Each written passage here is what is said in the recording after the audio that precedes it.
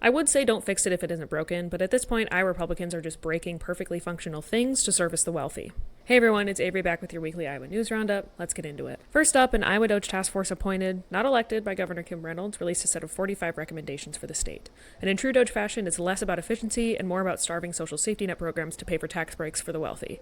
And the members of this task force are wealthy. The two big recommendations people are talking about are tying teacher pay to test scores and replacing the state employee pension system with a 401k style retirement plan. We've spoken at length about both of these recommendations on our podcast Cornhole Champions, so be sure to check those episodes out. In some of the conversation about performance-based pay for teachers, the greatest indicator of student success is district income. And Iowa Republicans have been systematically defunding Iowa's public schools and starving them of the resources that they need in order to build that healthy educational ecosystem for Iowa's kids. The team talked about an opinion piece that was written by a veteran Iowa teacher pushing back against the performance-based pay system, and that teacher explained how the complexity of educating Iowa's children cannot be neatly packaged and scored. Students aren't products, he said. And might I add, teachers aren't assembly lines. Penalizing teacher pay penalizes teachers for taking on challenging student cases, and public school teachers don't get to choose the kind of students that they teach. Our public education system is supposed to be the great equalizer, a place where any child, no matter their class, address, religion, disability, race, or gender, can get an education. And the public school system can do a much better job of tailoring to student needs when those things impact a student's educational experience, like through AEAs, which the government overhauled last year. Moral of that story, if Iowa Republicans wanted our education system to be better, they wouldn't have gutted everything that made it good. Iowa used to have one of the best education systems in the country, and less than a decade of Republican rule now has us ranked in the middle of the pack. And who knows where we'll go if this keeps up. The second big recommendation that Iowa's wealthiest made was changing the Iowa Public Employee Retirement System, or IPERS. As it exists, IPERS is a defined benefit plan, which means it's an employer-sponsored retirement plan that provides guaranteed income for retirees. In this case, the employer is the Iowa government, so the employees are people who have devoted their lives to serving the public as teachers, firefighters, conservation officers, and more. These are the people who spent their lives working for the government, and now the government is suggesting that their careers aren't worth a stable retirement. The change DOGE suggested would shift the investment risks to employees, and that risk would be a greater burden on public employees because they make about 14.5% less than private sector employees, which usually have 401k style retirement plans. Systems like IPERS are supposed to make up that 14.5% income gap with guaranteed benefits. Not to mention, IPERS is one of the most stable pension plans in the country. Its funded ratio, which is the value of the plan's assets divided by its liabilities, is 91.6%. So when Iowa DOGE says their recommendation is to relieve the government of their liability, my question is,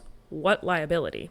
I would say don't fix it if it isn't broken, but at this point, Iowa Republicans are just breaking perfectly functional things to service the wealthy. Next up, new Trump administration appointees to the EPA have removed 7 Iowa drinking water sources from a list of impaired waterways, but not because they're not impaired anymore. Last year, the EPA added segments of the Cedar, Des Moines, Raccoon, Iowa, and South Skunk rivers to a list of waterways that exceed safe levels of nitrate concentration. The Iowa DNR pushed back against this decision initially, criticizing what they called a patchwork approach to regulating water pollution and saying that Iowa was being held to higher standards than elsewhere. But if you live in Iowa, you're no stranger to the conversation around our poor water quality. Virtually all of our waterways are subject to nitrate pollution, and many exceed the levels deemed safe by the EPA. According to some reporting by the Des Moines Register, nitrate levels in the Des Moines and Raccoon River were consistently over 10 milligrams per liter, which is the amount deemed safe by the EPA in June and July. On June 8th, levels in the Raccoon River were over twice that amount. Even at 3 to 5 milligrams per liter, nitrates can have negative effects on human health, most notably birth defects, thyroid dysfunction, and cancer. This summer, Central Iowa Waterworks had to initiate its first ever lawn watering ban to control the amount of nitrate polluted water that was coming through their treatment facilities. Thanks to those efforts, they were able to keep treated water under the EPA's limit and lifted the ban after 56 days. But bans are a last-ditch effort to manage the crisis, not a solution.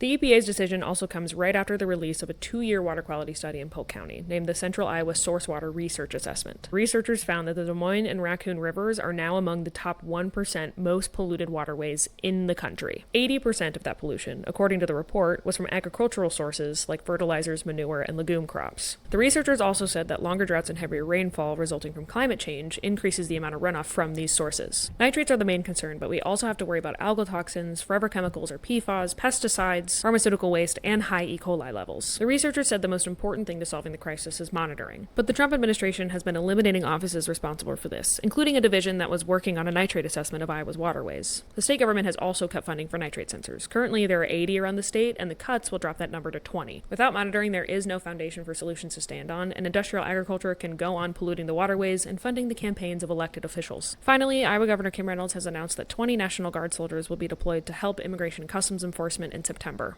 on the taxpayer's dime, too. According to this report by Iowa Capitol Dispatch, the soldiers will be providing administrative and logistical support to ICE operations. And by operations, I mean kidnapping law-abiding Iowans at their immigration court appointments. Local immigration advocacy groups like Escucha Mi Voz are sounding the alarm, saying the deployment indicates an over-policing of Iowa's immigrant communities that risk safety and could result in civil liberties violations. It's all part of President Trump's tirade against immigrants, which is estimated to cost the country around 6 million jobs, mostly in agriculture, childcare, and construction. Reynolds said in the announcement that the support will help ICE keep the state safe. And to that I ask, from who? A 20-year-old construction worker who immigrated when he was 13? A factory worker who had their visa unexpectedly revoked by the Trump administration? A child care provider? If you're looking for something to do about it, check the episode description for a link to this story, which has information about the ongoing effort to protect Iowa's immigrant communities. And subscribe to our Workers' Almanac newsletter for our newsletter editor Amy's coverage. Thanks for watching this week's roundup. If you're looking to support more of my team's work, there's a few things you can do. 1, subscribe to our YouTube channel for these weekly roundups, full episodes of our podcast Cornhole Champions, and more. 2, follow us on Instagram and TikTok at Iowa Starting Line, on Blue Sky at iowastartingline.com, and on X at IA Starting Line. 3, subscribe to any and all of our weekly newsletters at iowastartingline.com/newsletter.